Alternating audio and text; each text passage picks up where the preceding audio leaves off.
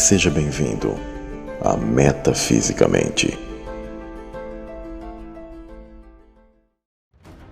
Fala pessoal, aqui é o Samuel Benini e farei esse jornal metafísico especial para vocês, continuando sobre a revelação do tempo, pessoal. Assistam, se vocês não viram, o vídeo neste canal com o título de Viagem no Tempo na Bíblia, o segredo do 4, 40, 400. Assim vocês vão entender de uma maneira muito mais completa este vídeo que eu estou fazendo aqui. O nascimento ele apresenta em base de 40 semanas, que totalizam os 9 meses básicos, que são 280 dias, como padrão para o nascimento de uma criança.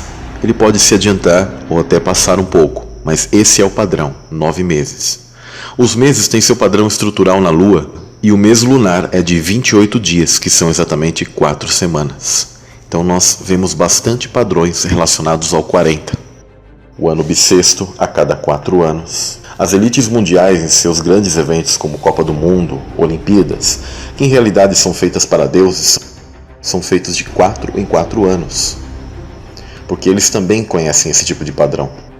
Como vocês sabem, o 4 é um código matemático na escritura, assim como o 40, o 400, o 4000, dos quais letras representam esses números no hebraico. Cada letra hebraica nos dá uma mensagem criptografada sobre como decodificar esses aspectos na escritura.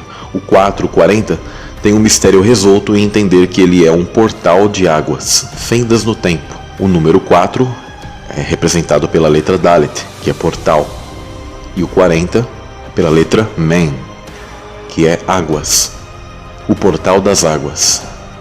E isso mostra a espera de Deus, o controle dele sobre o tempo. E hoje eu vou colocar a citação de um apócrifo que prova mais uma vez: existe a viagem no tempo desde muito antes. É um conceito muito real para esses povos, e isso está relacionado à Bíblia.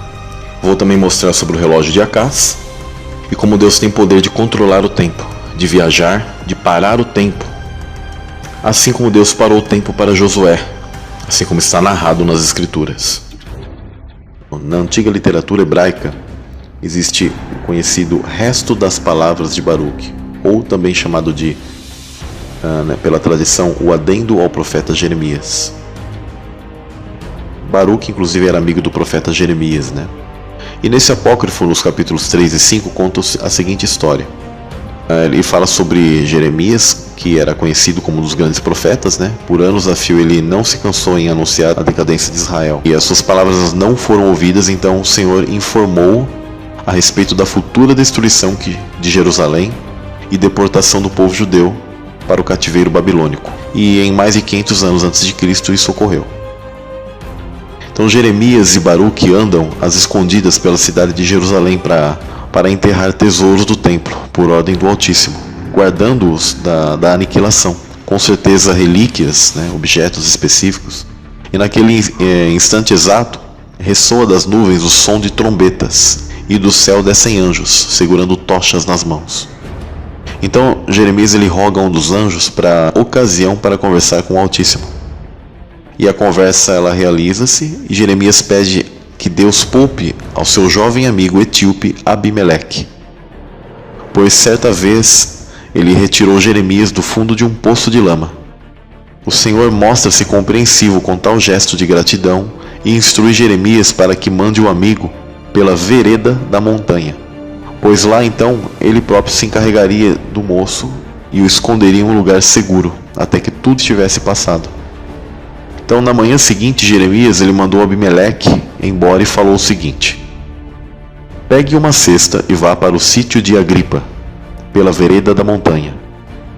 Vá apanhar figos frescos, dê-os aos doentes e ao povo. No dia seguinte Jerusalém é tomada pelo inimigo.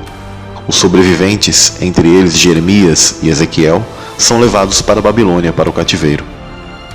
Todos aqueles acontecimentos horríveis ocorreram sem que Abimeleque tivesse chegado a percebê-los. Ele nada sabe a respeito, e assim sendo, anda de espírito alegre, despreocupado, pela vereda da montanha, para apanhar figos frescos. De repente, tem uma sensação de tontura, e ele senta no chão, a cesta com os figos frescos entre os joelhos e adormece. quando, tempo depois, acorda, receia ser censurado por Jeremias por ter vagueado no caminho. Depressa pega na cesta com os figos e se põe em marcha para Jerusalém. Aí então acontece o incrível. Destarte, ele chega em Jerusalém, no entanto ele não conhece essa cidade, nem as suas casas, tampouco a sua própria família. Esta não é a cidade certa. Estou confundido, ainda sinto a cabeça pesada. Que estranho. Como posso falar a Jeremias que me sinto confuso? Com esses pensamentos, sai da cidade e depois vira-se para olhar em busca dos seus marcos de referência e fala: é a cidade, apenas perdi o caminho. E de novo retorna para a cidade e continua procurando.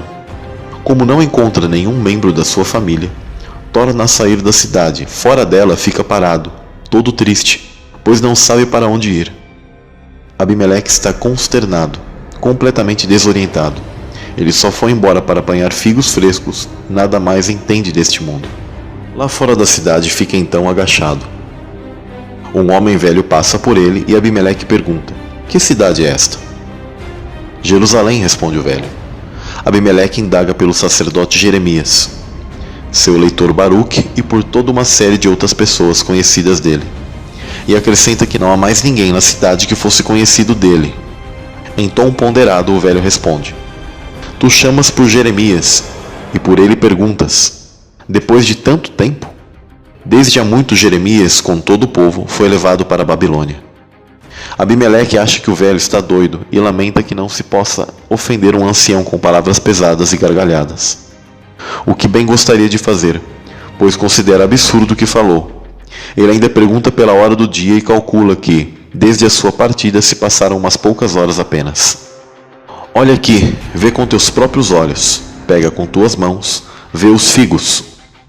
E com essas palavras, Abimeleque retirou a tampa da cesta dos figos, e o velho viu como ainda estavam frescos.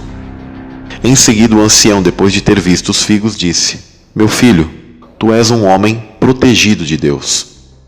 Vê, hoje faz 66 anos que o povo foi levado para a Babilônia.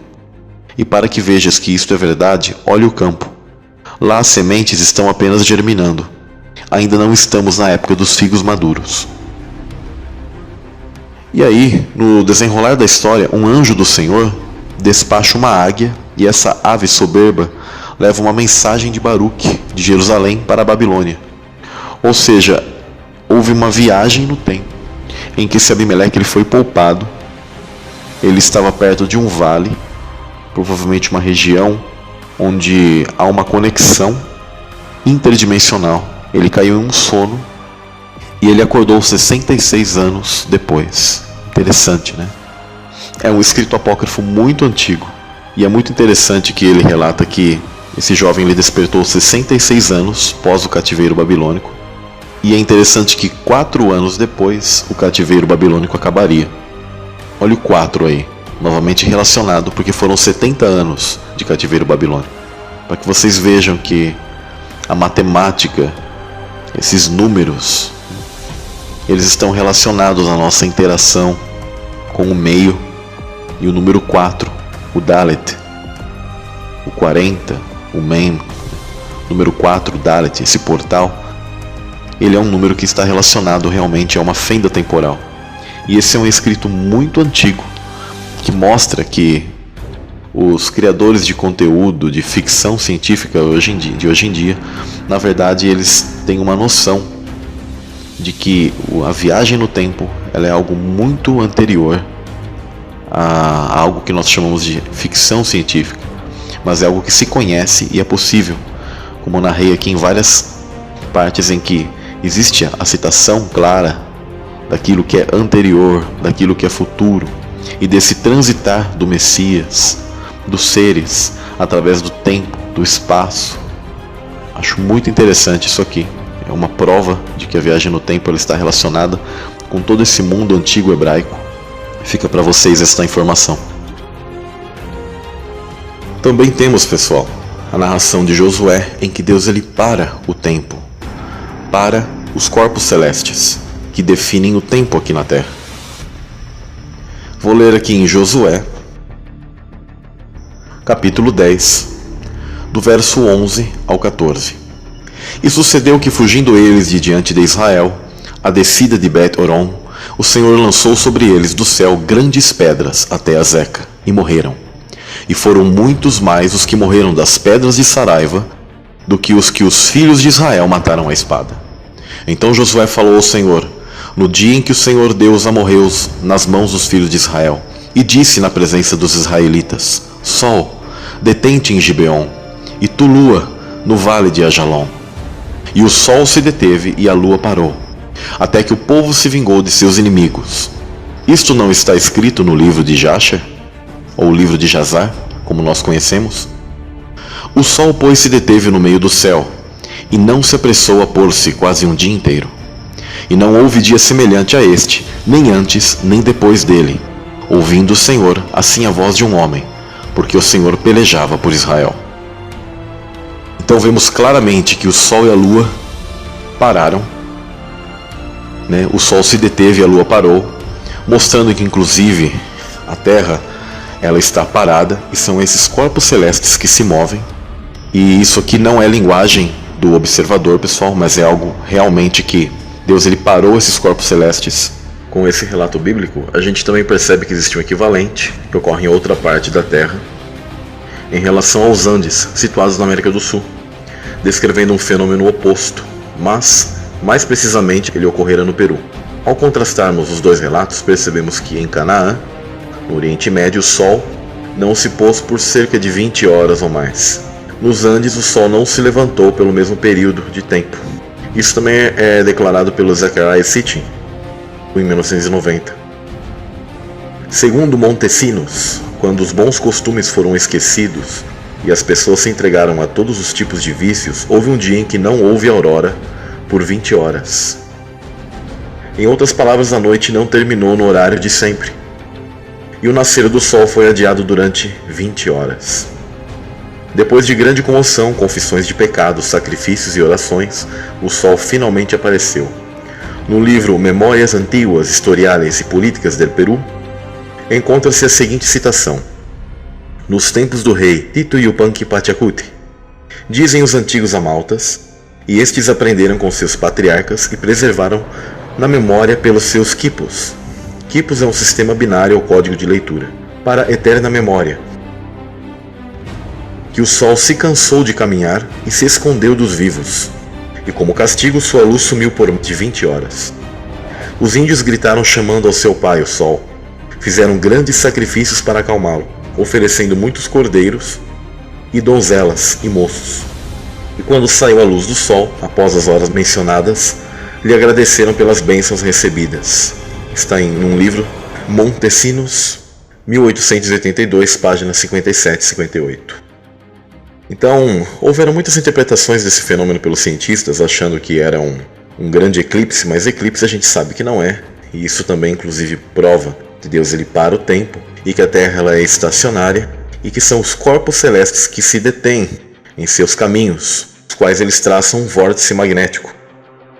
Então, houve uma grande noite em uma região da Terra e houve esse grande dia mais extenso na região do Oriente Médio, onde Josué ele orou a Deus e ele ajudou no combate contra esses povos Néfilins. Inclusive, a gente percebe que houve uma inversão local do campo magnético em que pedras, caíam sobre esses inimigos de Israel. Isso é muito interessante.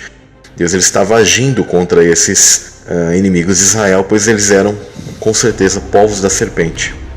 Dentro de alguns entendimentos, como do Ronald Ibarra, quando o sol ele se deteve, foi pela questão que certas raças desses povos da serpente, eles ficam mais fracos, e por isso Deus ele fez com que o dia ele continuasse e desse mais força aos filhos de Israel contra esses povos da serpente. Semelhante àquilo que é pregoado nas lendas de vampiros, lobisomens, etc.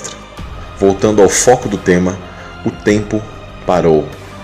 Os ponteiros do relógio natural da Terra, que são Sol e Lua. O relógio de Acás e os 40 minutos extra. Ezequias ele era rei de Judá e adoeceu.